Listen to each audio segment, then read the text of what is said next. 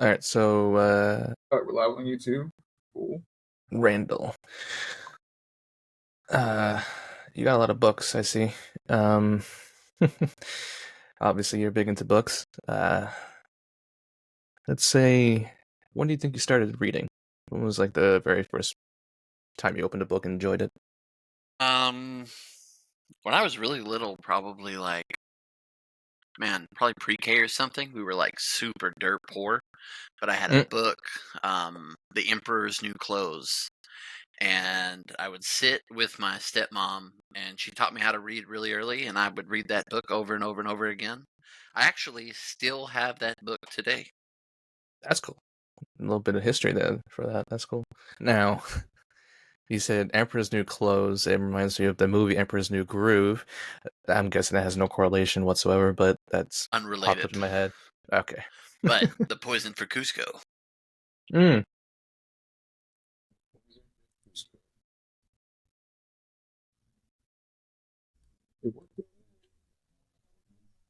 Yeah, no, but overall, I kind of been collecting my whole life, and then as an adult, I've been able to kind of collect more. Let me see if it's no, not that side, this side right there is the complete works of Charles Dickens. oh, nice.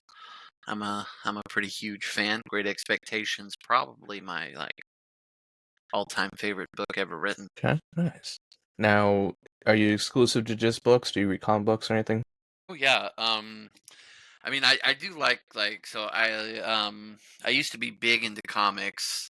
I'm DC only kind of guy. I'm not a huge Marvel fanboy at all. Um, Okay. you can be anyone, be Batman. Yeah, I Uh, literally just got a new shirt. see, my man's gets it. That's Yeah, sick I'm too. a I'm both Marvel and DC, but I like different characters for different reasons.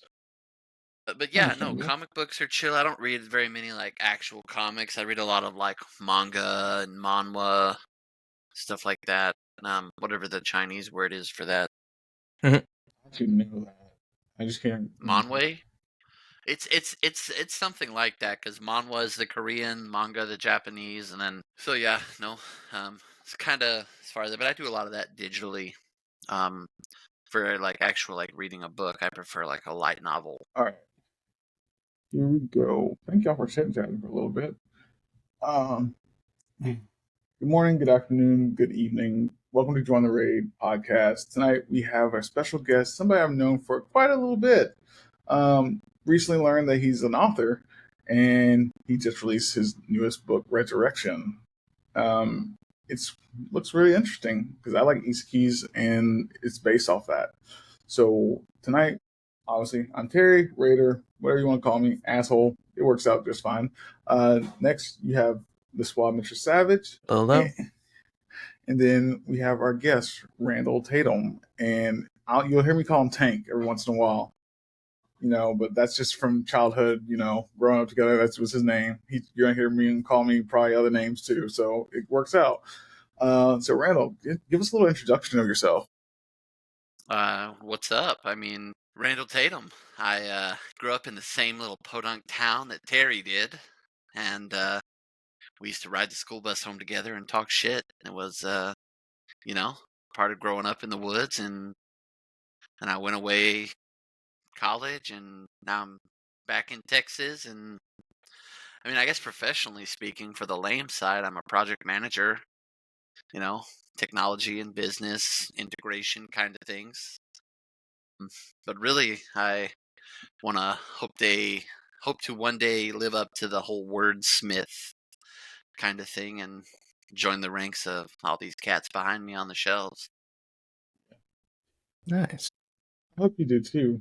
So we just connected, obviously. I joined the military, and after that, I kind of left everything behind.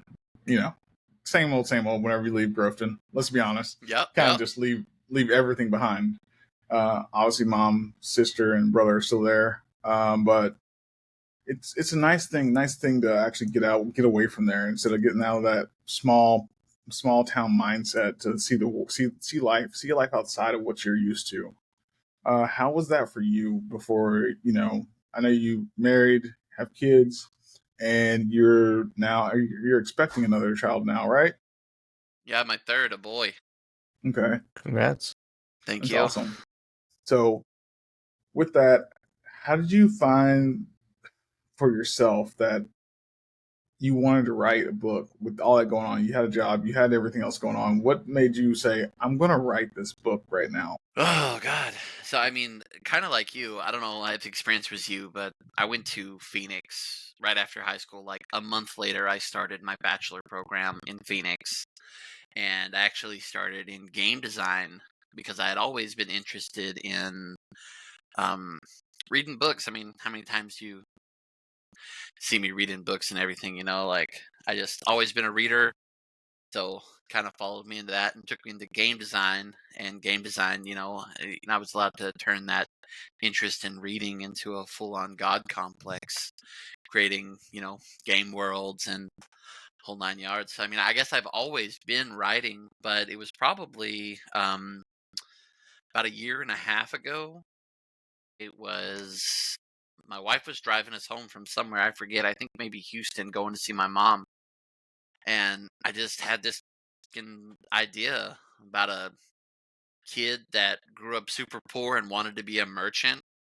And Okay. that actually, I sat there on my phone and I wrote out like probably the first 3 pages of Lucky, my first book. And then I came home and it was like a demon possessed, man. I just kept writing and writing and writing. Then eventually I had a first book out and it was absolute garbage. Um, I mean, I didn't have an editor. I did not know what the fuck I was doing. Um, but I got it out there and I, I just started. And then I had this other idea, which is Resurrection, which is my second book. The sequel to my first book will be out later this year. I'm shooting for November. Um, but yeah, and then this one, like the way Resurrection kind of came to me was I really envisioned an anime.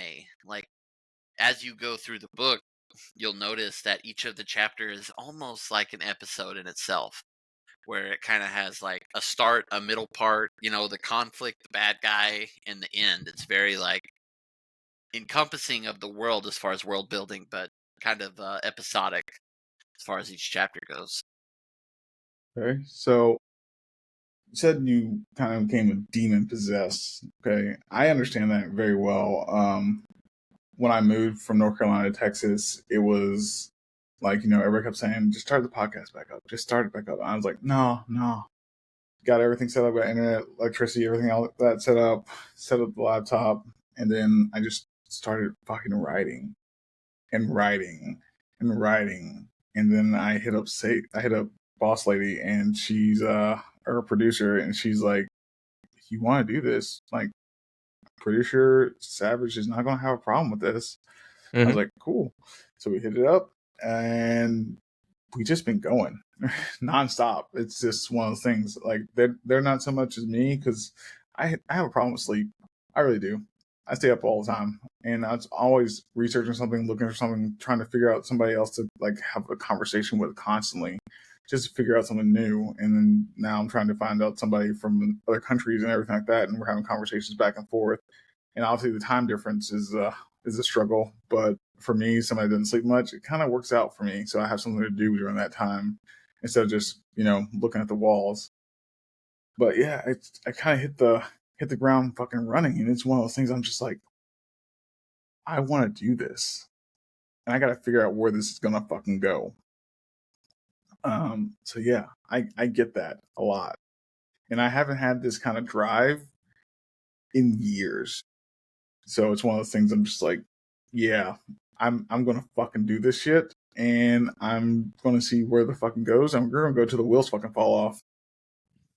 Yeah, no, I mean, I definitely feel like everybody that's ever done something and kind of built something from the ground up, we're, I mean, for lack of better words, weird as fuck, just because that single minded attachment to whatever that goal is, like in Resurrection, there's a certain like glass jar of invisibility potion. and I actually went down a rabbit hole of math and chemistry because I needed to calculate what one drop of this potion would cost. So Mm. I had to find out how many drops were in a certain amount of liquid and then multiply that by the volume and then find out how much gold this one drop would be. Anyway, I spent like 3 hours researching, volume and a drop. It was a whole thing, yeah. So I understand. Yeah. So, for just having you on here, because I know we're going to talk about your book. We're going to get into like some nitty gritty with your book.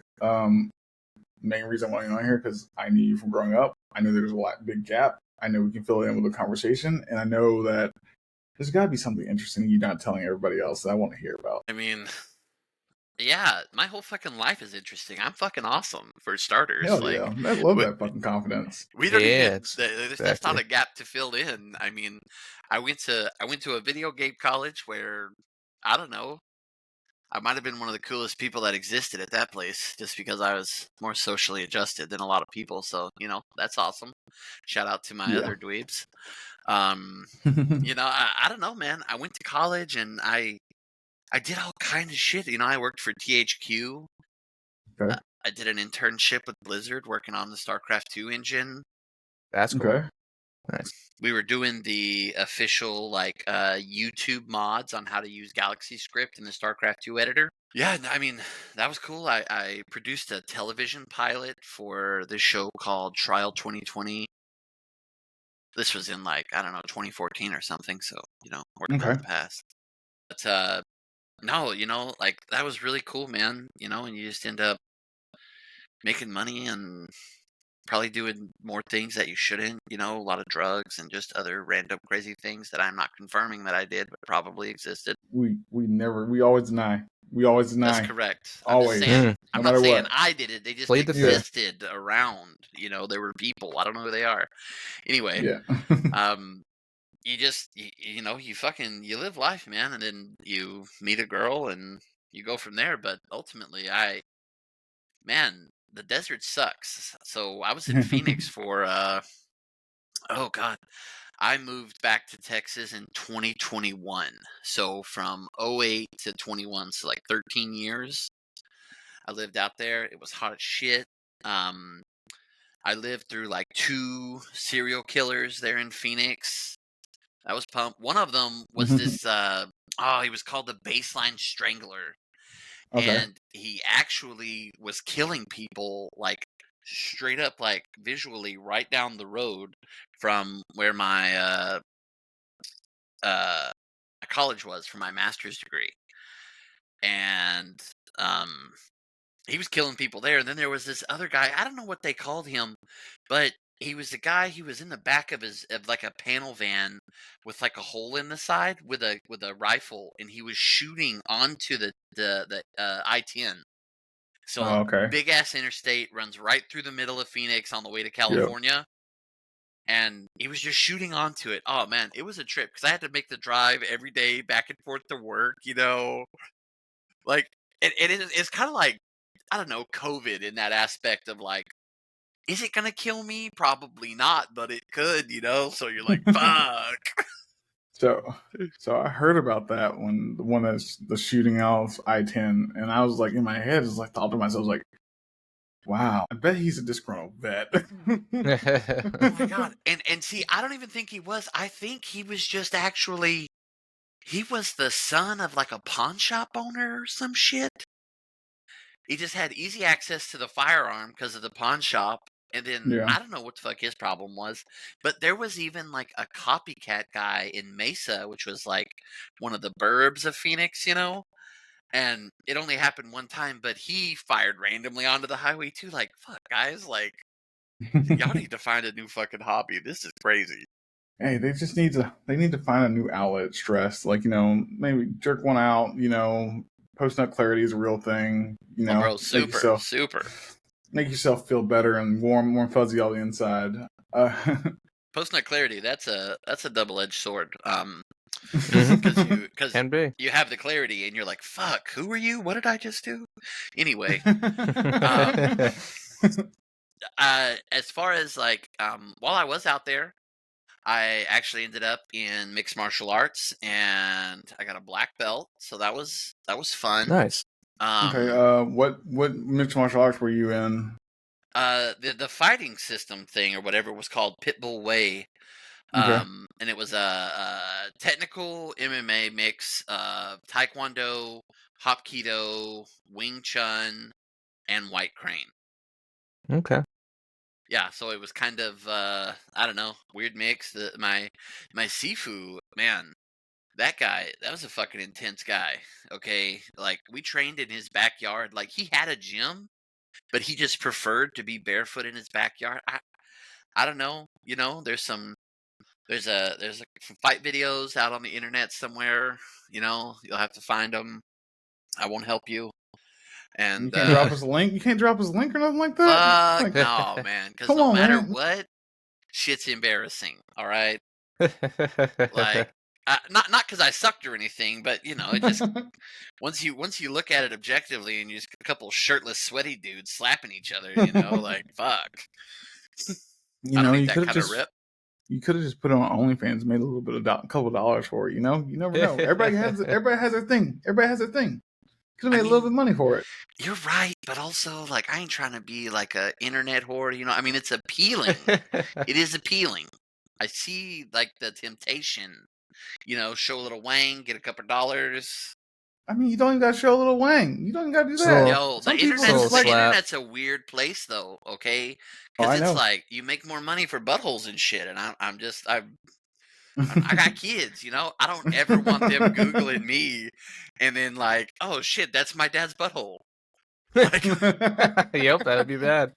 That would be bad. it's never the regret now that you worry about. It's the regret 20 years later when you're trying to Yeah, like explain what am your I ball doing? sack to your grandkids. Yeah. All right. So, let's talk about your first book. Let's talk about Lucky. Okay. So you write literature RPG book, Lucky. Can you describe how that actually came about? Like, what made you decide your first book? I'm going to write a literature RPG book, which, in my opinion, is like you get an RPG game. It's just the story mode. It's not in the side quest anything like that. But there might be side quests in the book, but it's like you're going through there, you're advancing, you're upping your skills, everything like that, your attributes. And how do you translate that into a book? Well, so I was an avid reader of the genre before I ever wrote Lucky. Um, I mean, ultimately, how many people grew up watching Dragon Ball Z? Like, let's Yeah. take it back, Yeah. okay? What was Yeah. Goku's whole purpose in life? Which I'm a firm believer that Goku was probably autistic because that's the Mm-hmm. only way you can be that focused on one thing for so long. But he fought and he had his mission, but ultimately he was just trying to get stronger and progress. And there's this overarching genre of progression fantasy, and that's actually how my journey started in the genre because I would read these novels called wuxias, Wuxia, and they're essentially like Chinese cultivation stories.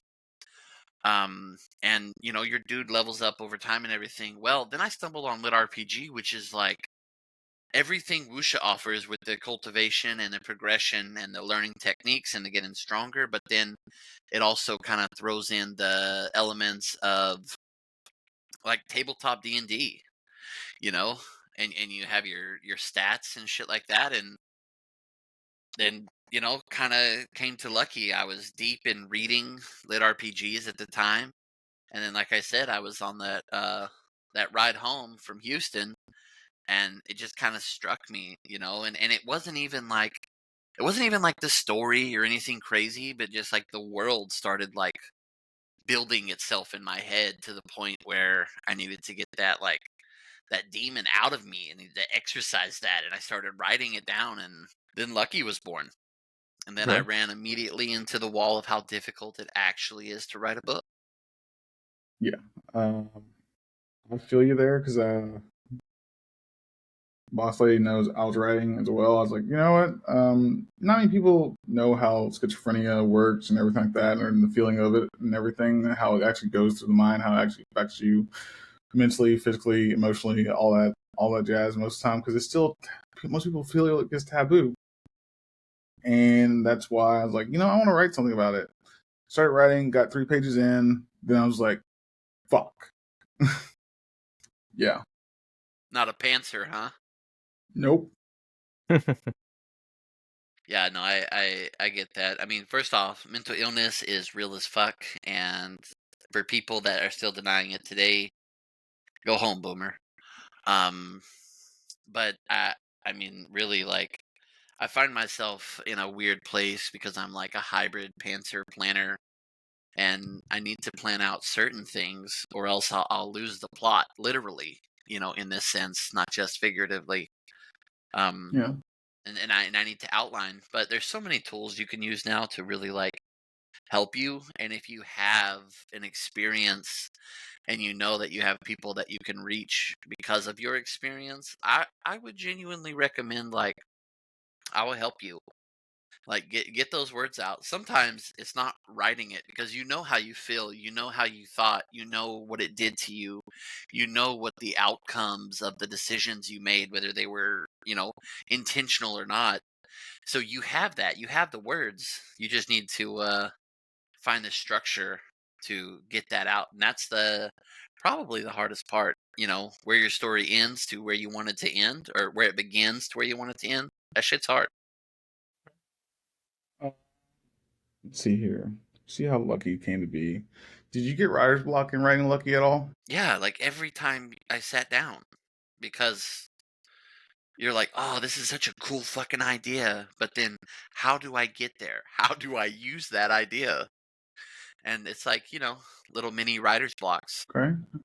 Um, what was the hardest time when you're writing Lucky that made you think maybe this isn't right? Maybe this isn't right now.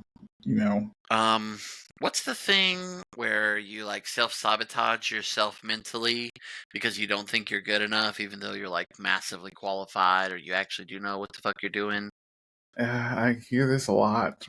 I Um, hear this fucking a lot. what is So, that called? Fucking, it's like self-sabotage, but it's yeah, identity. is it imposter syndrome? Yes, that. There you go. Yeah, Mm. that's the hardest part, because it's like, why the fuck does anyone want to read your book? Like, yeah, you might have put a lot of effort into it. You might have had a good idea, but you know what? Ideas are like assholes, man.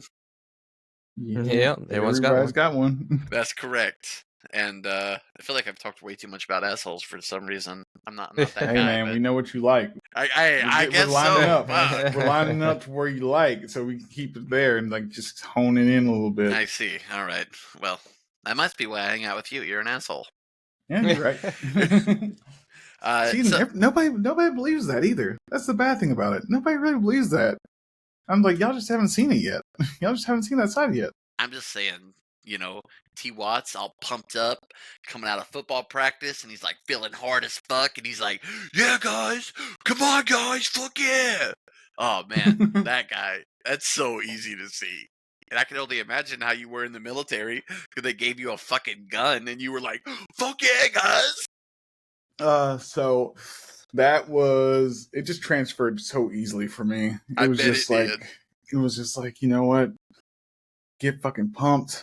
It fucking sucks no matter what, but we gotta fucking do it anyways. Fuck yeah, let's go fucking fuck some shit up. And what? And And that was it. what branch were you in? Navy. I was a corpsman, so I was a doc for the Marine Corps.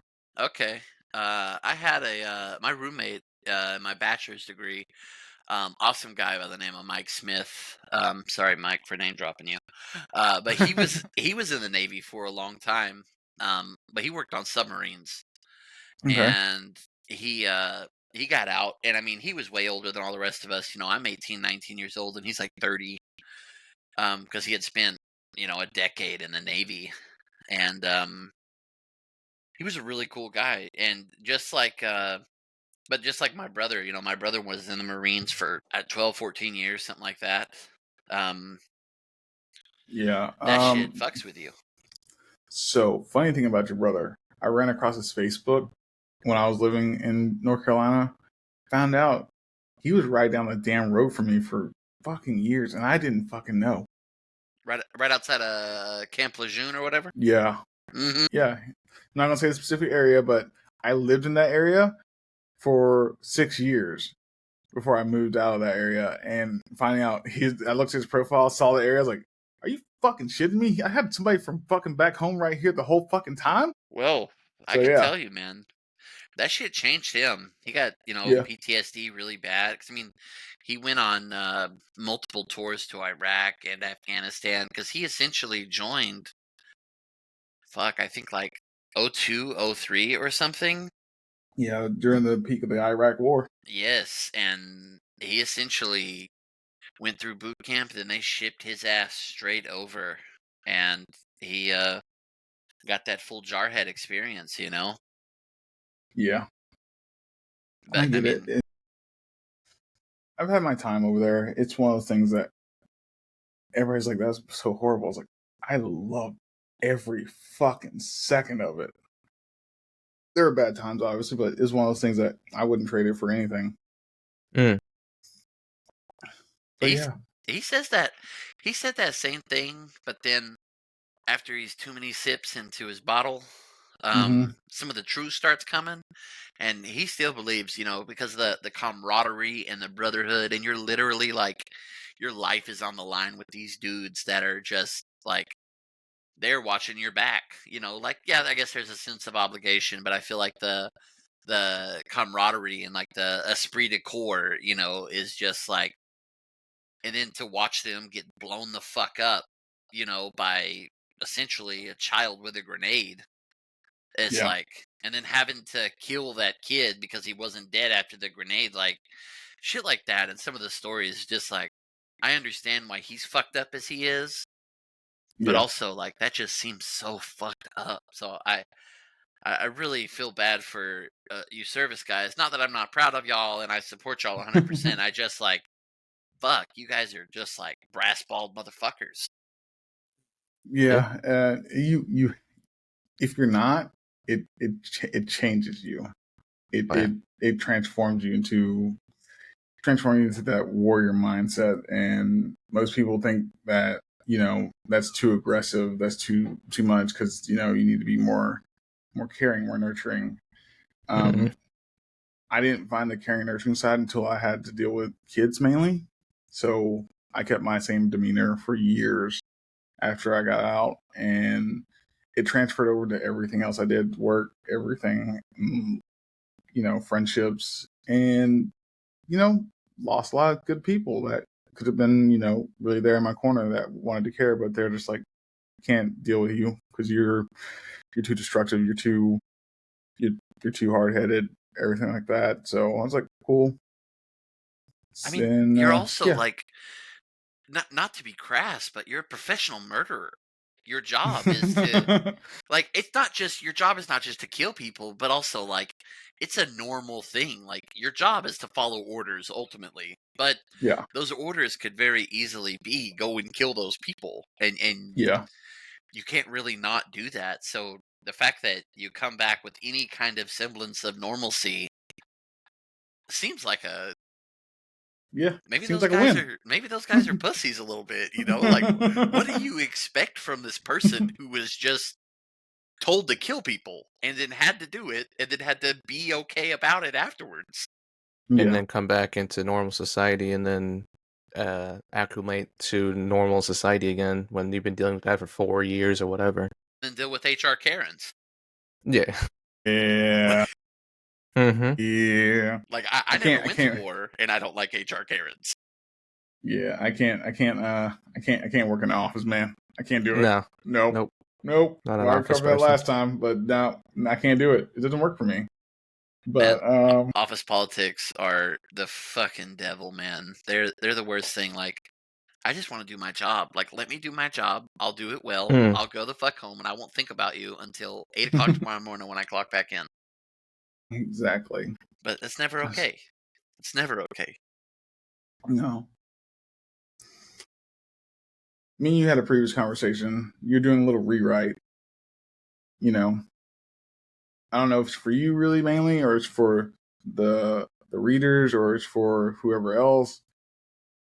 Do you feel like you should be doing a rewrite right now, or do you feel like it's a good thing to do it so you can fill in some of those voids that you missed the first time? So a rewrite is a strong way. Really, I would call it a re-edit, and it was prompted because my narrator, who is a fucking rock star, told me that the writing was shit because he has to read it out loud, and he can't because it doesn't make any fucking sense. Okay. Um, All right. and so that's fair. So I mean, I am going through right now, and that's on Lucky. Resurrection, luckily, I had a whole book under my belt. I learned a lot. I'm immersed in these communities of other authors, and writers, and I'm learning. It's a skill, it's a craft that you have to hone like anything else. And Resurrection is night and day from a quality perspective than from Lucky, my first book. So a rewrite is strong. I would call it a re-edit where I pulled my head out of my ass and applied some of the skills that I've honed. Um, Kind of touch it up. Plus, I'm actively writing the sequel to Lucky. So Okay. when I find in the sequel that I've 100% contradicted, the world or places in the world or characters or events, like I need to fix that for longevity because ultimately in the genre, it's about longevity. Like the people my competitors, my co-authors, whatever the fuck you want to call them, the other people that write these books along with me, they're writing 13 books in a series. Like, Mm. the fuck? Mm. I ain't never had a 13 book long thought in my life. So, like, I'm not going to do that because I don't think it's necessary because there are books out there that are written for the sake of length because on Kindle Unlimited you're paid per page read. Okay. So these books are purposely written with like 1,000 fucking pages because it makes the best return for the author. Mind you, I probably could do that and I would probably make more money, but also like I have a few books behind me that are thick as fuck, but they are not that long of a fucking book. Like I read Moby Dick. That is the driest fucking popcorn queef there ever fucking was as far as a book is concerned. Like it's just it was a cool book, whatever, but it was so long and it's not necessary. Versus the books I grew up loving and reading were 300 or 400 pages max, and they told a fantastic fucking story, and I couldn't get enough. And there's a word for that feeling that you have after you've read a book, which I can't seem to think of because I don't have a fucking dictionary. But anyway, like, and I got that feeling, and that feeling spurs you on to the next book, and you pick up another book and you read the inside flap or the back, whatever. You're like, this looks fucking awesome. And you adopt these new characters and you get into this new world and it's fucking awesome. And I want to be like them. I don't want to write for the purpose of money. Don't get me wrong. Who the fuck doesn't love money? I got bills. I got kids. I got my daughter's about to turn 5 and she wants to have a Monster High themed birthday complete with fucking costumes. Like, what the fuck? I don't even like. She knows what she wants at 5. Yeah. There you go. She knows. It's expensive as fuck, though, is what it is. So, like. Oh yeah, I bet. So, like, of course I want to make money. That's cool. But also, like, I think it's just more important to be that demon-possessed, driven person that writes because my fucked up brain has these little sparks of what I think is crazy genius that might be super stupid. I mean, the reviews might disagree because I'm not doing too bad there. But like you have these thoughts, and that's when that imposter syndrome comes in. You're like, oh man, this is so cool. And then the other half of your brain's like, oh, you're a fucking loser. This is stupid as shit. And Yeah. and you got to battle that. But that's who I am, man. That's who I don't mind talking to, or as I call him, other Randall. Um, I don't mind having that battle out because I feel like I'm delivering and staying true to my purpose, and I'm not selling out for the sake of more pages read. Yeah. I get that. And that tells a lot about your character too on top of that. Mm-hmm. I've known you for a while, kind of knew how your character was no matter what. Kind of always did like what's the best thing for yourself and trying to do best for everybody around you that you care about. So I get it. So, in your own words, who's on your Mount Rushmore of books, and like your top 4 or 5? Charles Dickens, James Mallory. What is her name? I'm trying to cheat and look. Mercedes Lackey. J.R. Tolkien. I mean, and I'm not even gonna lie, and I'm probably gonna catch some hate for it, but oh my god, You can what's use the your phone. Don't worry. You can use your phone or something. what's the lady that wrote Harry Potter? Okay, rolling or Okay, J.K. Rowling. Rowling's. J.K. Rowling. Yeah, JK? Okay, Yeah, I'm not gonna lie, them Harry Potter books were badass to this day. You know, Oh, I like them. Yep, I grew up on them. Mm, see what? Bring the hate, Terry. I don't give a well, fuck. I Those were don't. good ass I books. I just don't like Harry Potter, dog. Yeah, that's all right. That's just Dude. it. I Everyone, just if you don't don't like like it, it. you don't like it. Yeah, I don't even know about her personal life or anything. I just like the books. It's like yeah, that's Yeah, the books are good. yeah. That's like my personal experience with books. I've only had a limited amount of books I've read. Harry Potter is one of them. So I enjoyed Harry Potter, the Aragon series, and then I'm a Halo fan, so I read a lot of the Halo books, yeah, like the lore of Halo. So I read a lot of that. I yeah, own all of those books that you just named. Yeah, yeah. it's a good So, series. so I'm big on the Halo series, obviously. And because previous podcasts I pulled out the book, is another book's still sitting over here, another from the Halo series. Um, I'm big on, which I got into because my friend said, try this fucking book. And I was like, sure, I will. And it's called Shiver. And it's smut, honestly. I was like, that wasn't that bad. I enjoyed it. Yeah, I know. I know. Then I started going down a rabbit hole. You know what? My wife, we have all the 50 Shades of Grey, and then the follow-up series, which is the same book but from his perspective or whatever. And I haven't read them, but in the lit RPG genre, there is uh, a subgenre called harem lit, Okay. Okay. Yep. and it is lit RPG but with smut and harem elements. And I'm not gonna lie, like, you know, you're there for the lit RPG, and then you kind of stay for the awkward smut and the romance, and you're like, damn, okay, I see you. Okay. Okay. Cool. Yeah. Big on Tom Clancy as well. Mm. Kind of started reading them in high school, and that's kind of got me. My mindset is like, I want to just join the military. I don't want to.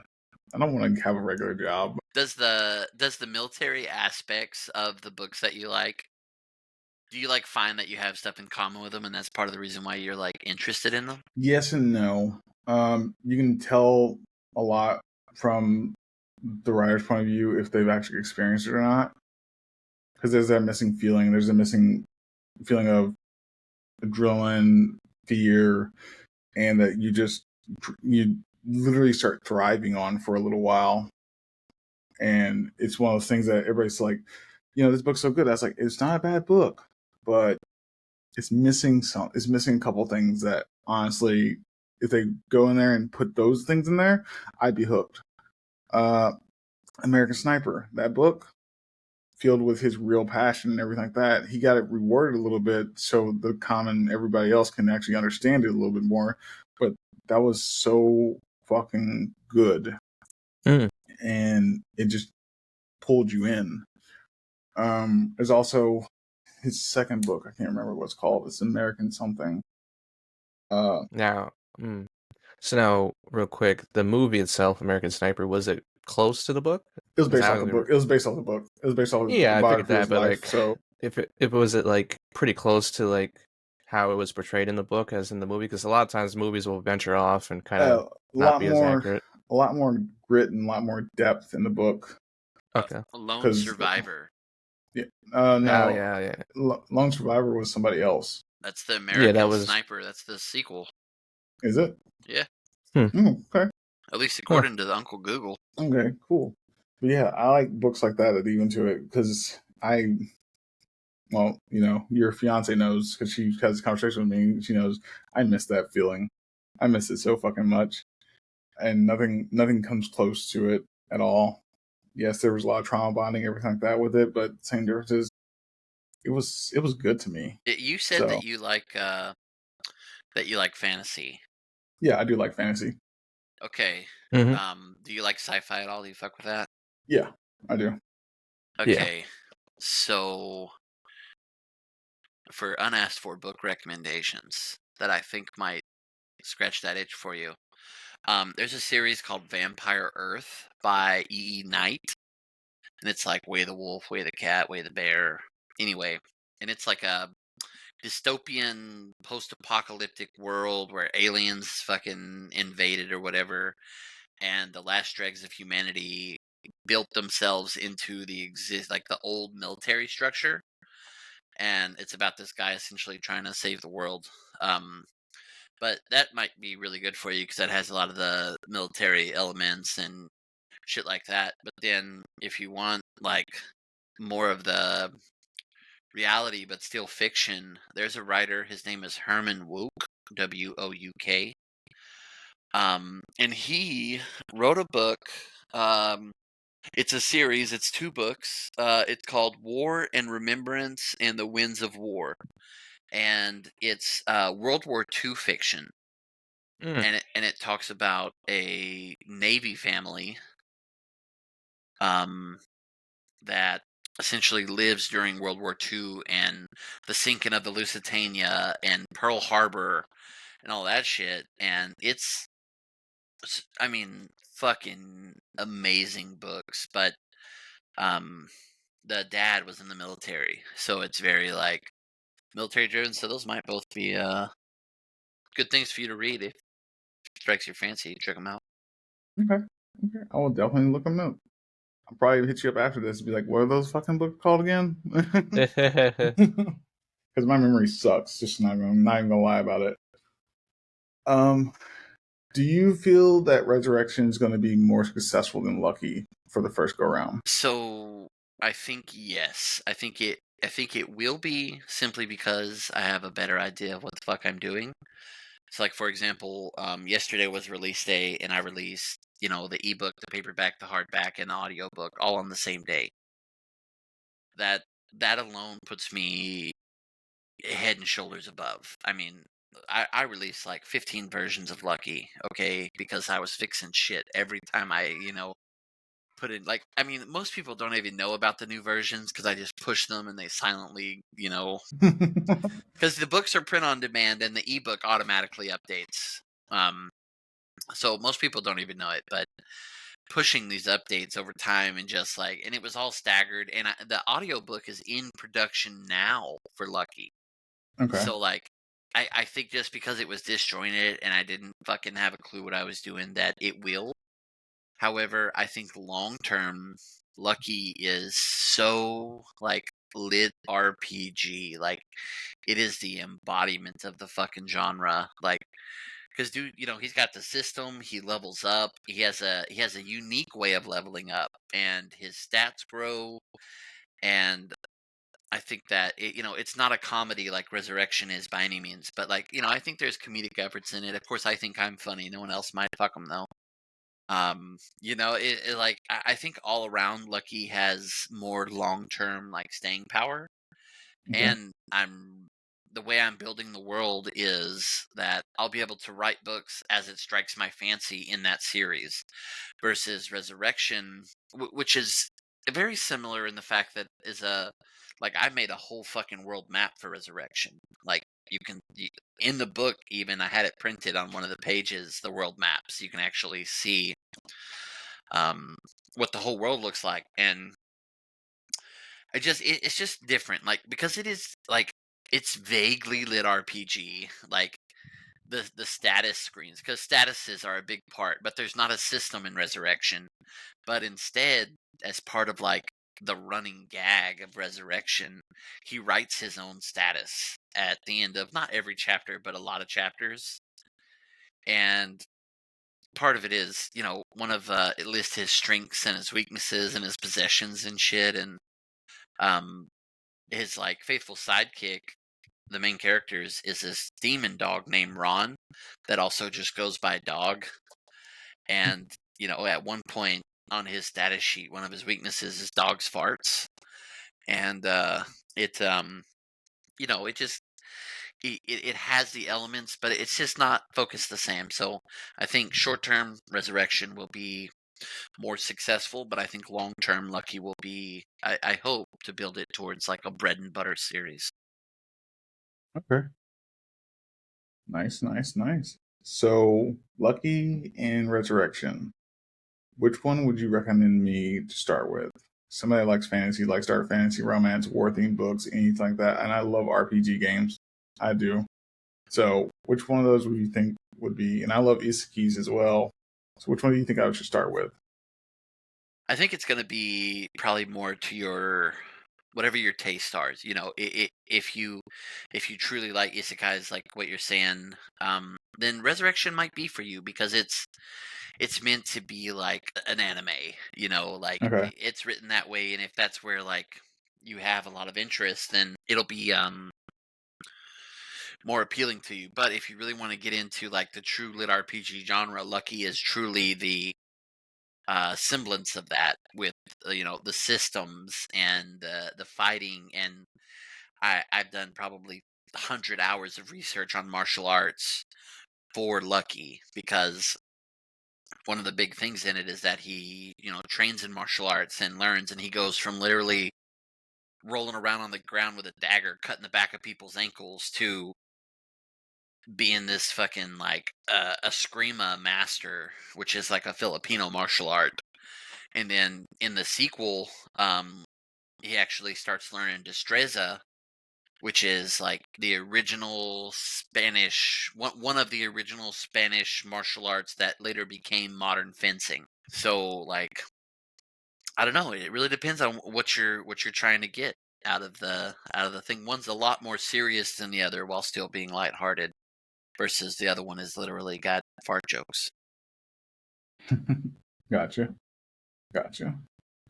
Um, what's one book out of every book you probably know of or heard of that you think everyone should have read once? In what genre?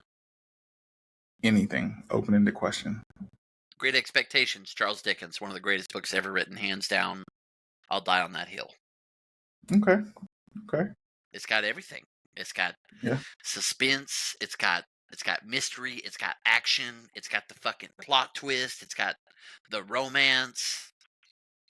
And it's the rags to riches story. Like who doesn't like the return of the hero? Like you can copy and paste that story archetype and you have fucking Star Wars, okay? Like Yeah. Okay. Okay. So Savage, Yes, sir. shoot some questions out. Okay. It kept coming up in my mind as we were talking. I'm assuming you've gone through some Stephen King books. Um, only a couple, couple. but I Okay. have. And I find his all writing right. kind of dry. Okay. Well, did you find any of them particularly good in your opinion? Dark Tower. Dark Tower. Dark Tower is a good one. It's fucking I've, sick. yeah. Yeah. I like thrillers. I like suspense. I like dark, like fantasy stuff, horror, that kind of thing. I'm a big fan of like horror games and stuff like that. Story is a big part of that too, but like the darker the lore, the more mysterious things are. I'm more intrigued to that kind of thing. So Stephen King for me is pretty cool. The Mist and Dark Tower is a cool dark fantasy thing. All those kind of movies, like they almost intertwine with each other too loosely. So it's pretty cool to see that. But I feel like I've seen more of his movies than I've read his books.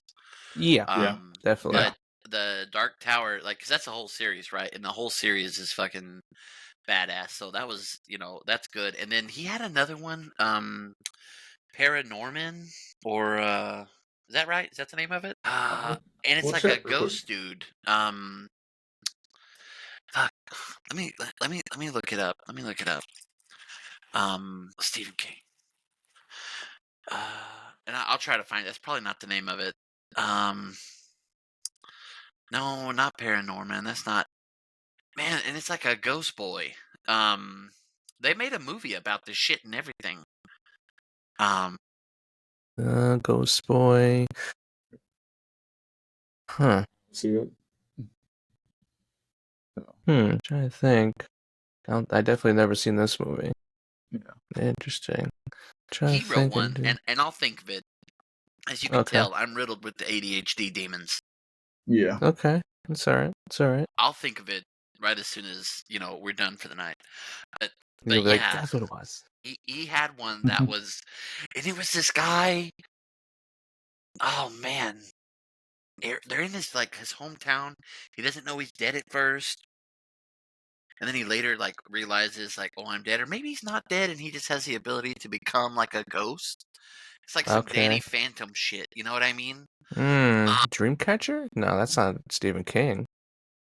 No, and it was a Stephen King for sure. I'll think of it, but that one Yeah. was super fucking good. I hope it was Stephen King. With my luck, it Mm. won't be Stephen King, but I'm fairly certain it was. Yeah. Yeah. Yeah. Let's see now. Trying to think. There's It's cool, like books can give you so much imagination, story driven. It's cool because each thing is always unique. Every book, every kind of, you got smut, you got, harem stuff, you got fantasy, dark fantasy, romance, mysteries. Overall, what is your favorite genre though? What would you have like if you had to choose one and that's like the last you had to stick with? Fantasy.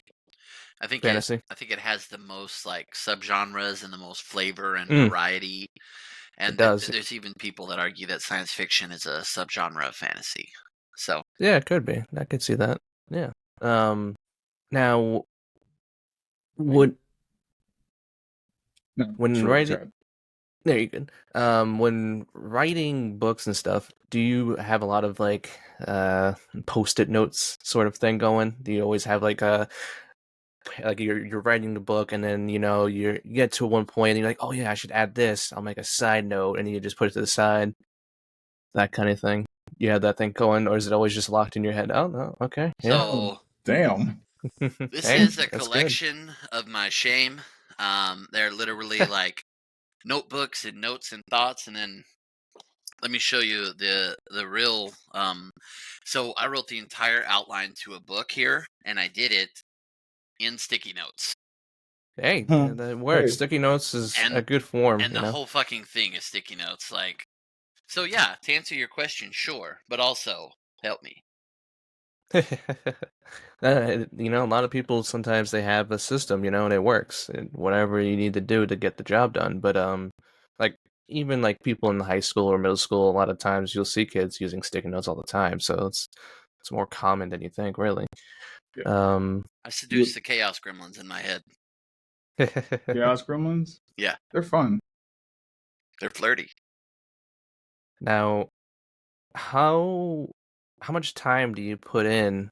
Like, do you think on a weekly basis, like writing books or writing yearbooks? Do you have? I mean, I work full time. I've got a family, so I can't even write until the kids are in bed. So that's probably 7:30, Mm, 8 o'clock. I got to go to bed some fucking time. So I probably do a solid 15, 20 hours a week. okay, that's still pretty decent, especially since you're juggling everything else. Yeah, and I So gotta, I am married, so I gotta make sure to give the wife some TLC, and yeah. yeah, okay, nice, yeah. Randall, Tank, your turn. Yeah. Nice Hmm. question. Ask away. Ask away as many Hmm. questions as you want. Oh, I I don't feel like I was prepared for this. So Yeah, nobody ever is. It could be anything too, Yeah, anything you want. anything at all. Random. in your mind, who do you think is the perfect person for this position? For what position? That was the job interview joke. Lowball that. Missed it. Oh, okay. Yeah. You know how many job interviews I get? Nobody's ever asked me that. You're Ever. supposed to ask the interviewer. No. Yeah, you'd be like, so in your mind, who do you see as the perfect person for this role? Oh. Yeah. See, no, I just kind of go in there I don't give a fuck and tell them like, no, I want this fucking job. I pause obviously to think about the questions because that makes people feel like you're actually pondering it, considering everything they're saying. Even though I already have the answer off the back, I still do that and then answer the question to the best of my ability. If I don't know the question, I'll be like, honestly, I don't have any idea about that answer, but I can research it and get back to you as soon as possible. Okay. Well, I feel like we spawned that, and I was just kind of being stupid. But okay, I can dig that. I guess ultimately my question is, do you read books? I mean, I don't want to ask, do you know how to read, because I feel like that's rude. Is But that a military joke? it wasn't until you made it once, so I feel like you've heard You know that how to before. read, Private? Oh, Like, yeah, so so what do you like to read? Like, you name dropped some books. Like, I got a fucking plethora behind me, bro. Like, I can do it for yeah, days. so I'm a minimalist, so I don't really have a lot of physical copies of books. I have 2 physical copies of books only. One's a Tom Clancy book. I forgot the name of it, and then the other is a Jocko Willink book, and because he's like one of those people that he's been through the shit. He came out on the other side, and he's fucking thriving. And so I'm just like, I'll let me read this. Let me figure out, what he's talking about right now. And I've seen myself, I've caught myself go back to that book, I think 10 or 12 times in the last year. And then obviously some smut here and there where somebody suggests a little bit, but it's just one of those things that I read whenever I feel like it. I'm not an avid reader all the time. Most of the time I'm at my computer doing 10 random shit at once because I can't get my brain to shut off all the time. So whenever I get myself to that point where I'm calm and collected, that's when I want to read. So yeah. What about you, Yeah. Mr. Savage? Yeah, it's been a long time since I read a book. Basically, the only time I really picked up a book was during like times in high school when there was like nothing else to do. Um, when I did read though, I liked, like I said before, I'm big into like the darker, the more twisted, the better for me. I like apocalypse things, the themes, dark fantasy stuff, even stuff like that, infections and like alien stuff like that. It's the unknown, the kind of questions you might have in the back of your mind of like, what if, and what would you do in this situation? I definitely actually liked books when I was a kid. I liked they were like Goosebumps were cool. I liked Goosebumps, but there was other books where like you can decide the direction the book went. You went around this corner, and now there's 2 paths you can take. Now turn to page 16 if you want to go left. Turn to page 18 if you want to go right, etc. Those kind of books I liked. I would always go through with the whole story, see if I can make it out alive, kind of thing, and then redo the whole book again if I didn't make a certain character live or whatever. But today, instead of reading books, I kind of get my stories through video games. I love story-driven games. Like right now I'm playing Expedition 33 and I'm actually liking like the actual concept of it, the story behind it. It's like some cool weird future thing where like the world got hit by some cataclysm event and everything got messed up and now you're trying to figure it out. You're questioning everything, what's real, what's not. So it's cool. I like those kind of things. I'm currently playing Atom Fall. I don't know if you're Okay. Yeah. but it's like early 1900s set in England, and it's like they try to base it in realism, but it's its own story, and it's like almost like a visual novel in the sense that like the story is core. There's lots of gameplay and stuff, and honestly, it's probably one of the better games I've played in a long time. But yeah, I get that. Um, so I guess the question I really have for both of you, and I think it's telling, really. Um, if you were a character in a book, let's say I was going to write you into the sequel to Lucky or the sequel to Resurrection. Tell me about your character. Who would that character be? What would his name be? What would his favorite food be? What would his powers be? Or would he have none? Okay. Uh, Um let's go first. yeah, go first. All right. I kind of be like a kind of go with the theme of like my Twitch name, like a ninja, but I'd be like kind of the person in the shadows. I can be a very powerful character, but I don't intervene with like the actual main quest too often. Only like at certain critical points that I come in to like help the main hero progress forward. Like, you know, the moment when the hero is about to die, I would come in, save him, and then after that, I would go back into the shadows and not intervene too much. It'd be like kind of like a mystery of like who this person is. Like you see him every so often. He's always cloaked. He's got like a shadowy presence and all these kind of cool things. And then as the story progresses, you learn little details here and there about his past, who he is, and why he doesn't like always intervene, why he doesn't like interact like every other character. Okay. Is For that me, well, go ahead. hold up real quick. I got you. I got you. Hold on. Calm down. Do you feel like the reason your character would be all shadowy and mysterious and only like popping up every now and then is because you prefer to work in the background as a person? Like as your actual self? Mm, Or is that just off the it top of did. your head? It was just off the top of my head. I kind of like those characters. I like the mysteriousness of people. Um, like it's cool to see like the knight and shining hero, but it kind of for me gets kind of get old, and I don't like the spotlight. I'm not the person to be like I want to be famous and be known. I don't like that kind of spotlight. I like to, yeah, I like to have my friends, I like to have my family, and you know the people I care for, but I don't like to be the center of attention. I really don't. I like to just be, yeah, that's Ninja Smurf or that's Mr. Savage. We like hanging out with them kind of thing. So I guess it kind of does go with like the character, you know. I'm there if you need me, and I'm there to help out, but I'm not like the center of attention kind of thing. Okay, okay. Yeah, I mean I don't mean to crack into you like that, but like when you're building characters, their motivations are the number one thing. It's what makes people relate to them because they feel like, oh, Oh yeah. I feel that same way. Like, it's okay. All right, T, what's up? All right. So, some people might get this, some people might not. Berserker build, honestly, straightforward with everything they say. No hash, no words, no worrying about people's feelings. Just they say what they say, they mean what they say, and that's it. End of story. Not a main character because, like Savage, I'm not about the fucking spotlight. Um, if I have to be, I will. Though there's a difference in that one because it doesn't bother me. And probably motivation wise is probably a horrific background. Honestly, let's not even lie about it.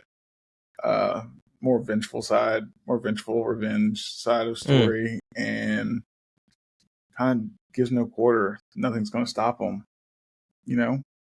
Have you read or watched or seen Berserker? Yes, I have. Yeah, that's Okay, pretty good. Yeah. because you're kind of describing guts. Like, Yeah. Well, Mm, yeah. okay, okay. Yeah. So your character, this Berserker, straightforward. You've echoed him after yourself, obviously. What's his weakness? Like, is he super squishy? Does he have a soft spot for puppies? I think he has Not a the soft puppies. spot for his close circle, and it gets used against him a lot. Mm. Okay, so is he naive? I would say yes. Let me put naive on that. Okay, okay. I mean, there's no copyrights in this, so I'm still in both of your characters, and I'm gonna work them That's in one day fine. because it saves me the trouble. But Okay, you'll get the contract tomorrow. I'll be like, don't you fucking dare. all your rights are belong to us. You belong to me now. Right. Okay, yeah, no, and I definitely, and both of you kind of give that same vibe. Like, that's part of the reason why I don't really fuck with Marvel. Like, the movies are cool just because it's, the cinematic universe or whatever. But the reason I gravitate towards DC is the anti-hero aspect. Mm. Simply Yeah. because, like, yeah, you could be Superman, who I fucking despise. Um, but like, oh, you're so fucking perfect, blah blah blah. Like, I don't know. To me, those characters are lame. That's why, like, you know, Yeah, I get it. in Resurrection, the character he's a businessman, and he's literally in the doldrums of his life. Like, he's a 30-something dude. He made it through college, worked his way up in the company to a low level like executive, and he is so fucking miserable in his life just because it's boring and repetitive, and he actually dies at a parking lot carnival because the fucking Ferris wheel breaks. It's not really spoilers. First chapter, read it and find out. But like one of the things he has to do when he becomes essentially when he dies and he goes into the body of this 3,000-year-old vampire who is a fucking warlord. Like there's literally like in the world there are like people tell stories about the boogeyman or such and such is going to get you if you don't go to bed. Well, he is the fucking boogeyman that they tell stories about. So he's just an evil, twisted fuck. And he has to come to grips with his previous morality to this new one, where essentially he's this overpowered, fucking dangerous vampire who can wave his hand and literally liquefy you.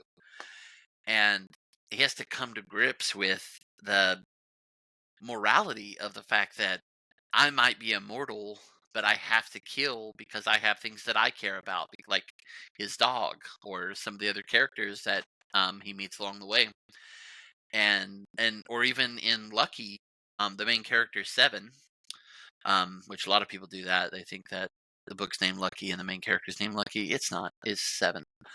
Anyway, he is just a fucking poor kid from a shit side of town. Everyone thinks that he's gonna fucking be this magnificent person because he was born on this particular day, but he's not shit. His whole life, he grows up stealing food and running away from the guards and shit. And he tries to figure out with the fact that he's dealing with. I'm still that fucking nobody street urchin, but now I have the same fucking powers and classes and stats of like the nobility and the kings of different lands and shit. And so that like that character development aspect is really prevalent in probably everything I've ever written, just because I find that to be more interesting than fucking Superman. Like bullets bounce off his dick, bro. Like sick, man. I get that. Kind of, it's like I'm a realist at heart, and so growing up, my favorite character was Spider-Man. He's really cool. He's the all around best kind of Superman, like not Superman, but superhero to a kid. He's the perfect good guy. He can't be corrupted. He's just gonna be there no matter what. But as I grew up, I kind of outgrew him and saw the reality of things. And so now, for me personally, my favorite Marvel character is the Punisher. And I kind of see him in a realist standpoint. Like, yeah, you can beat up the bad guy, throw him in jail, but he's just going to break out and do the same thing over again. And you could have prevented that by just taking him out, especially if it's like a murderer or a pedophile or whatever, something serious.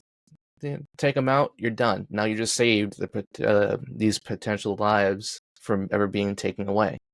So it kind of it's like early Batman before he stopped killing yeah, people, when he would just literally exactly. like, you're Yep. gonna be a piece of shit forever, so I'm just gonna kill you now and be done with it. Yeah. Yep. To the I can't point. remember. Go ahead. Yeah. I was gonna say I can't remember what villain it was, but he left him in the sewers and then it blocked him off, and then he starved to death. Batman was just like, "See you later." I can't remember what. It was an older comics, but that was one of the times when he was actually just straight up murdering people. Yeah, I mean, and so much character development happened with Batman too. I'm not trying to like get into the nitty gritty on Batman because there's 1,000 different Yeah. universes and shit. But Yeah. the point where he started off as a true vigilante, just fucking, you rob a lady, you catch a batarang to the fucking skull, and you're dead. Like you're filth, okay? To the point where like later on, where he actually finally kills Joker, and the fucking just turmoil. And we're talking about a dude that locked himself in a cave with no food and no water just so he could meet death and beat him on his own terms, Hmm. just to prove how badass he is. I mean, he was his training or whatever, but that's the same guy that fought Joker this whole time. And then when he eventually kills him, he fucking sobs. And like that kind of deep, dark growth and turmoil, that I think that makes for a good character. Yeah, it does. I Yep. agree with that. So what's your ideal on Deadpool? Deadpool is cheeky. I think Ryan Reynolds absolutely killed it cinematic wise. No, Deadpool is cool, and I'll tell you why I like Deadpool. I kind of channeled some Deadpool when I wrote Resurrection because the main character, Vamper, um, actually breaks the fourth wall periodically. And I don't know that I wrote it near as well as they did for Deadpool, but um, I I love that because he is himself the antithesis to rules. So like whatever the fuck you think is the rule to follow, he does the opposite. You know, like he can't reach you, but he can cut his fucking arm off and hold a grenade, pull the pin, and throw his arm at you and get it through the little hole. That's Deadpool. You know, Yeah. like at one point, Deadpool fucking grabs the writer's hand and makes him draw a panel that helps him get through. You know, like Yeah. like Deadpool breaks rules, and I like that about him. You know, like I don't think like I think he has depth to him, but I think he's more about the comedic relief more so than anything else. Okay. He's So very whimsical, yeah. I'm gonna ask some questions now. Randall, do you want to be if you had a chance to be a superhero, a villain, or anti-hero, what would you choose? Knee jerk is villain, but Yeah. realism I would settle Okay. on probably anti-hero just because people would die and I needed to have some valid reason for doing it. Okay. Okay. Savage.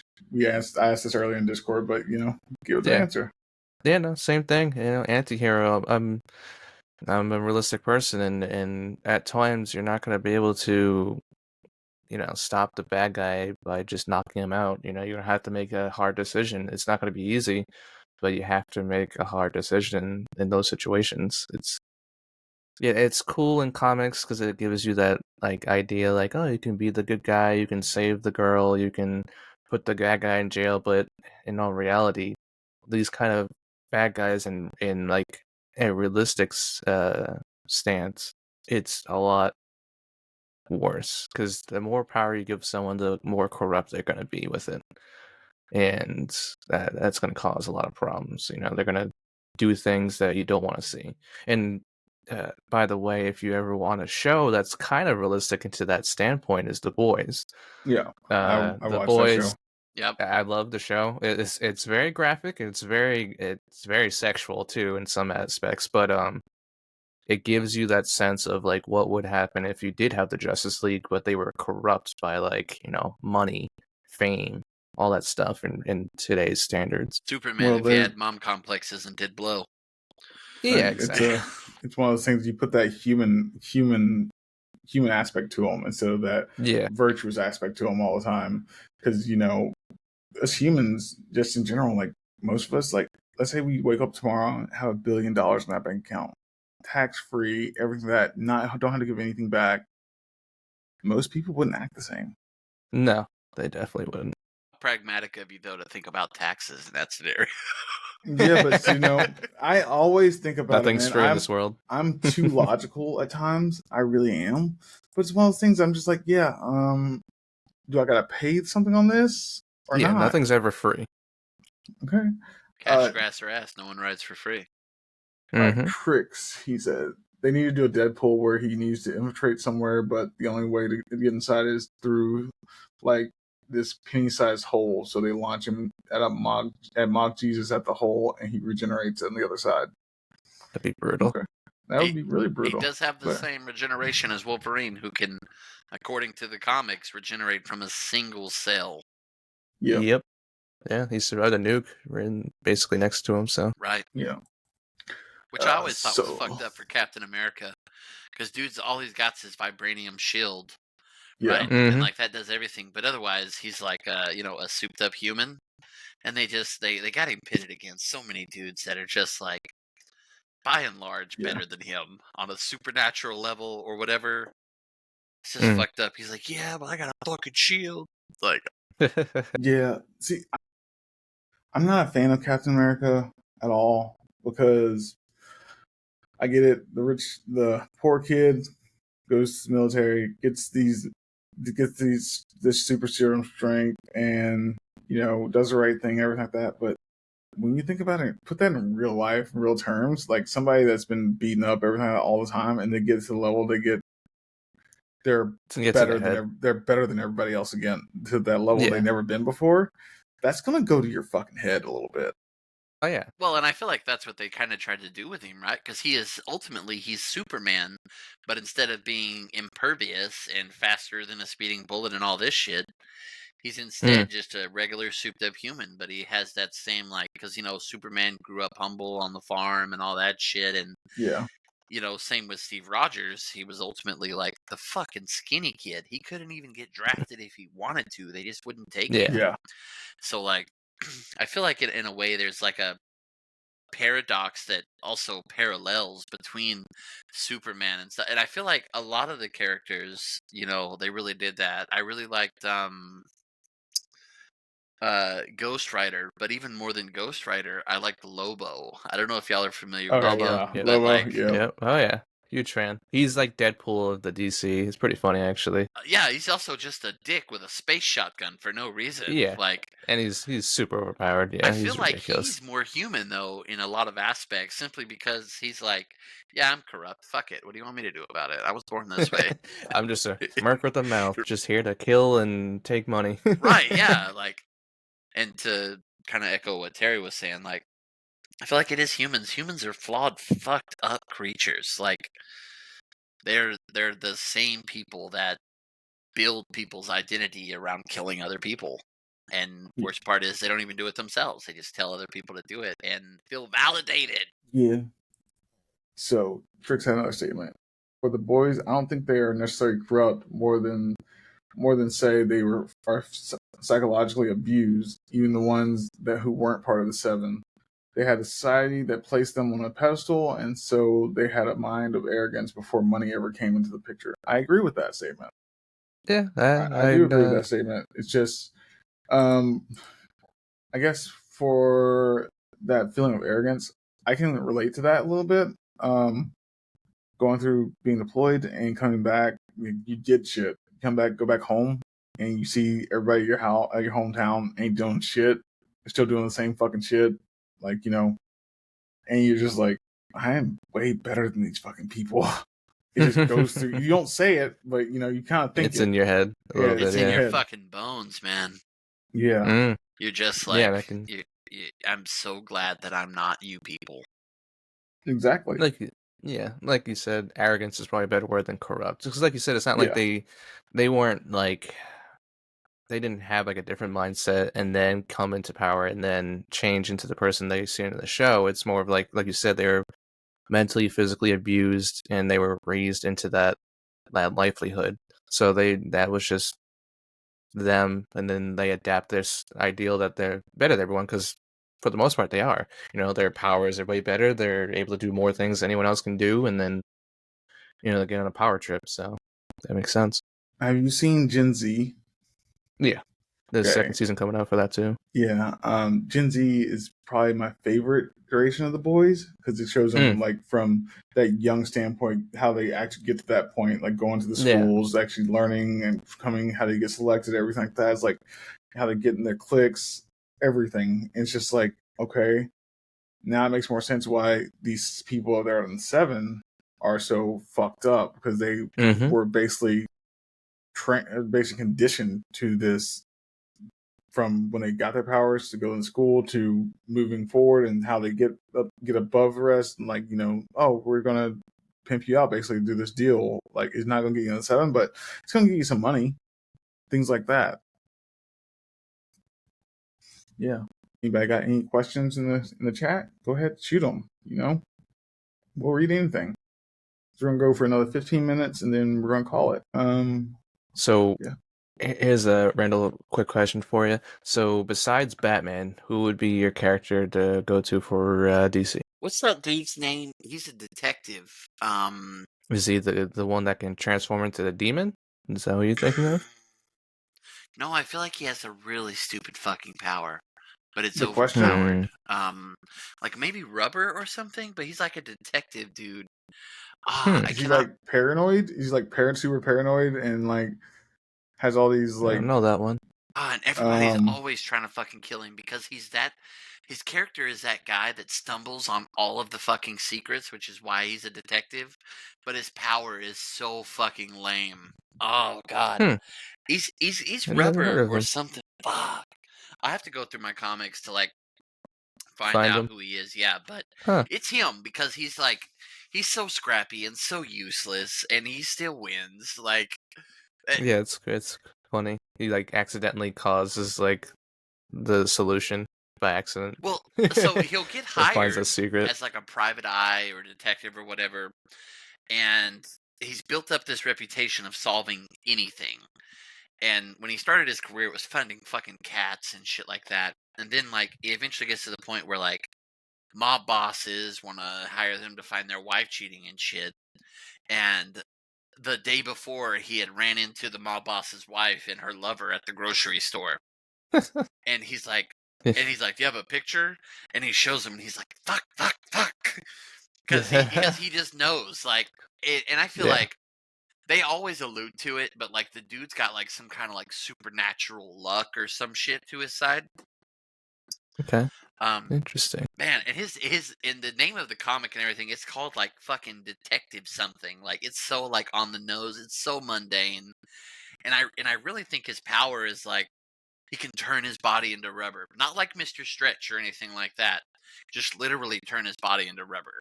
And he uses it to like slink his hand down in the grates on the street to get his keys, you know, like that's the kind of shit he does. Interesting. Yeah, you ain't got no questions. Zombie Don, thank you so much for that raid, brother. I appreciate it. Guess we're gonna go a little bit longer, guys. What's what do you? I was gonna say, what about y'all? Like, favorite character? Okay, you can go ahead. DC. Red Mine would have to be Red Hood. Red Hood. He's a cool character. Yeah. It's one of those things that I watched the story. I read the story through a little bit, and then watched the Titan series. I was upset with Titan series because Red Hood wasn't adult or anything like that, like he was in the comics and everything, but it still portrayed him in a decent way. It's one of those things that I always look at and I say, you know what? I could see why he did that. I understand it. Being discarded, everything like that. The movie's really good too. Yeah. Yeah. Have y'all seen the Titan series that's on Max? Yeah, that one was pretty decent actually. Like the live action one you're talking about. Yeah, live action one. Titans of just Titans. It's just called Titans. Yeah, it's just called Titans. It's like live action of Teen Titans. Yeah. Oh no, I haven't seen that one. I was thinking of Heroes. Bro, it's pretty decent or whatever. I'm gonna tell you. I'm gonna recommend that one. I loved it. I watched it 3 times all the way through.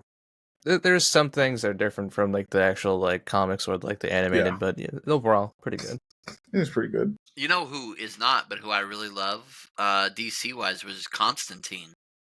Constantine's pretty cool. Yeah, he's cool because he's a mix. He's between like DC and what's the other universe with Spawn, Dark Horse Comics kind of thing. I think he goes over to that sometimes too, but mainly DC.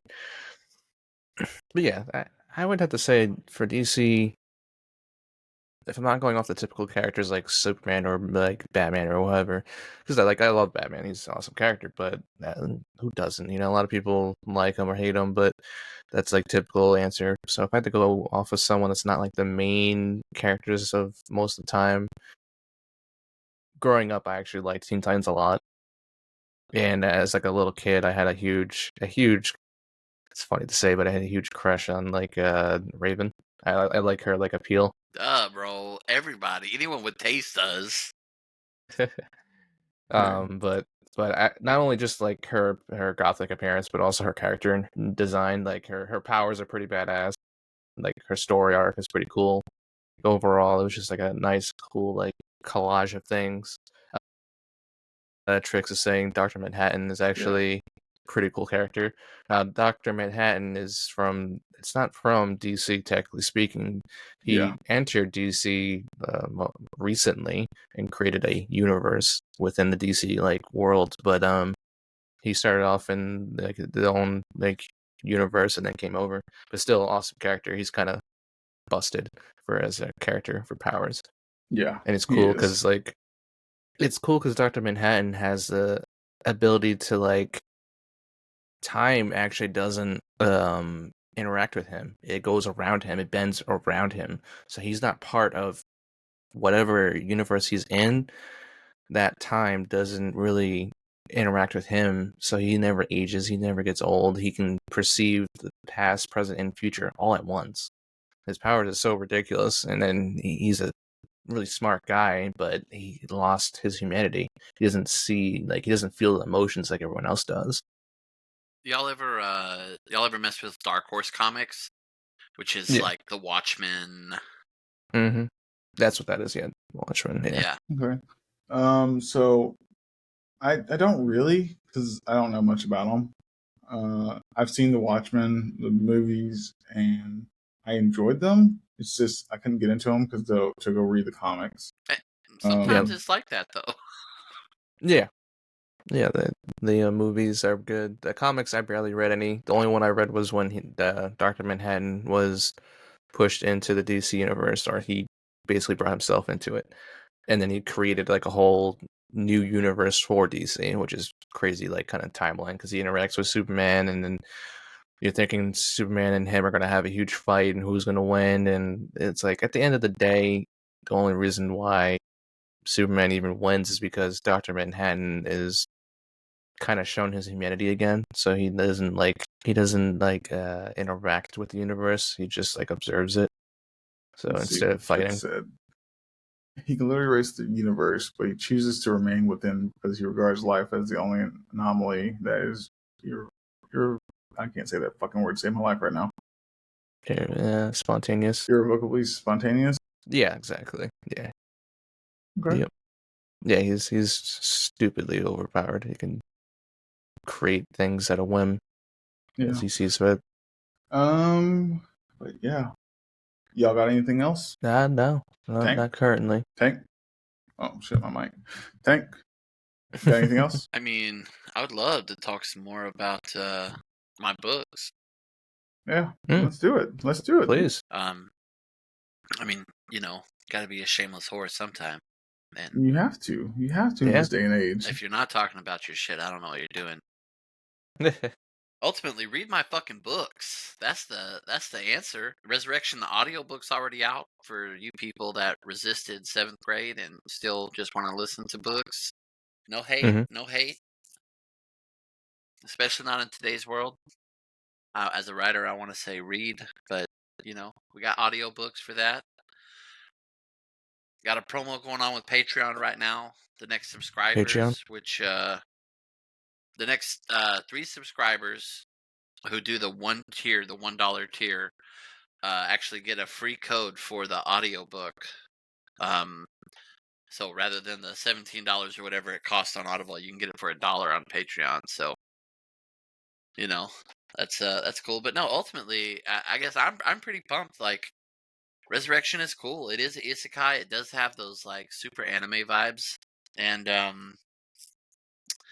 I I'm proud of it. Just as a I don't want to call it literature because I definitely don't consider it. They say fuck way too many times, I think, to be considered full on literature. But like, just some of the, and like for the audiobook, the narrator that I ended up going with is a really nice guy. He lives in America, but he's from Britain. And so the entire audiobook is narrated in a British accent. And the main character is definitely not from England. So I just feel like it's part of the gag overall, I really enjoyed it. I had some people reach out to me on Reddit and they were interested in whether or not Resurrection was a romance. And I'm like, I have no idea how I've somehow convinced anyone enough that but it does have romance in it. The main character goes from that lonely, hating his life fucking kind of deal to finding himself in the middle of a romance, a very like desired romance. And yeah, that's That's really exciting overall, I think. And I'm pumped to see how it goes, and where the book ends perfectly sets it up for the next book, which is going to be. I'm actually having a hard time getting the jokes into it, just because I feel like there's a fuck ton of like action and battle and death, and it's a whole lot. Okay. But it's intriguing enough because people are reaching out to me and they're saying, like, why is this dude who's immortal trying to cure his immortality so he can die? Like, I don't want to read about somebody that's seeking death. And that's really not what it's about. But Mm. at the same time, it's a perfect opportunity to say, read the series and find out. Like, who knows? Just because that's his initial goal doesn't mean that's what he's trying to do long term. So Mm. you got to stay with the series. It evolves. And Yeah. I think the same thing Yeah. with Lucky. At the end of the day, Seven, the MC from Lucky, he just wants to be a merchant. The whole reason he starts his adventure and goes to the Merchants Guild, he wants to be a traveling merchant so he can get the fuck out of his little town, which I'm sure you can appreciate that, Terry. I know I can. Yeah. Groveton is a I can. lovely town. It is. It's full of values and small town bullshit, but the world opens up as soon as you leave there, and Yeah. that's what he's after. And I feel like he's a very relatable character. The whole first half of the first book, the guy is fucking in over his head, and he's just like, I have no idea what the fuck I'm doing. At one point, he actually tells this mentor guy, he's like, I'm lost. Like, I know where we're at, but I'm so fucking lost. Like, what do I do with my life? Like, and I just feel like we can all appreciate that because we've all been there at one point or another where we're just fucking completely in over our heads. And yeah. So yeah, I tried to write the characters as relatable. No female characters. I have a hard time writing. I don't have a hard time writing female characters, but I have a hard time with the concept of writing a female main character simply because I'm not a woman. I don't want to Mm. misrepresent, and I don't think I would do them justice, especially because Okay. as a man, I'm full on mystified by the fair sex still. So yeah. So yeah, read my shit. Like, support someone who needs all the support in the world because he doesn't have a fucking clue what he's doing. And we can chat on Reddit. We got Patreon, Facebook. Like, hit me up. Really, like, Yeah. no one's more interested in talking about my shit than me, right? So like, Definitely. All right. So everyone, I put the link to the Amazon to his book. It's in the chat. It's pinned in both chats. So yeah, go check it out. You don't know if you like it or not. You gotta try. As somebody told me, so you won't know if you like it or not unless you try. But that is all the time. When this episode comes out, there will be a link to his Patreon, his books, and I think, and you have Facebook too, right? And his Facebook. So it's one of those things that we're gonna knock out, and yeah. But I appreciate everybody for coming. I appreciate everybody's support. Thank you so much. And also, Randall, thank you so much for coming on, man. It's Thank you. a Yeah. pleasure. hey, Good thanks time for to catch having up. me, guys. I genuinely appreciate it. Good conversation, good times, and once again, I got to be a shameless whore with my work, so I really appreciate Hey, that. But no, it was a good hour and a half time spent, guys. yeah. Follow these guys Just on TikTok, and I don't know if they have Twitter, but follow them there too anyway. Someone make a Twitter for them and then follow the shit out of it. Support these guys. They're doing Yeah. good work. Yeah, we're on Twitter, Instagram, YouTube, Facebook, unfortunately. Hey, don't and hate the Twitch. Facebook game, man. Okay, Look, those man, old Nice people. face masking. Look, man, I'm just not big on Facebook. That's just it. I'm just not big on Facebook. It's one of those things that kind of put a bad, nasty taste in my mouth. So, yeah, because there's just so much bullshit with it. Yeah. Like, no matter what you that. do. I get that. Let's see. It's like the Groveton of the internet. It is. It honestly fucking is. everybody's in everybody else's business. Everybody, can't figure out what they want to do with their lives, and they're just stuck there. And it's the same story each week because it just changes up characters. Anybody got anything else to say? No, Plug your book. Plug your book. Yeah, do that, please. Plug your book. That's got time. When it's on. I mean, okay, read the book, man. Yeah, fucking websites, Patreon, Amazon, anything else. Yeah, Patreon, Randall Tatum author on there. Facebook, Randall Tatum author. Twitter, Randall Tatum author. You'll see there's a theme here. You could probably just search that. Follow me. Go to Amazon and actually follow my author page on Amazon, and it will alert you every time a new book or something comes out that way. And of course, on the Patreon, the lowest tier is $1 a month, and you get early access to early chapters of the sequels to my books. So Nice. they're on the Patreon up until I release the book, and then I take them down. So you can get on there, pay $1, read ahead. It's completely unedited trash, but you get to see what goes on, ahead of time. Yeah, support me, come holler at me, talk about buttholes, whatever's good for you. Just he likes buttholes, y'all. It's You not. heard It's that not earlier. about buttholes. It's not. But no, I appreciate y'all. I appreciate everyone hearing what I got to say, and support these guys. Support everybody. We're all out here busting our ass, working hard. Nobody loves us, so we appreciate all the There love we we go. get.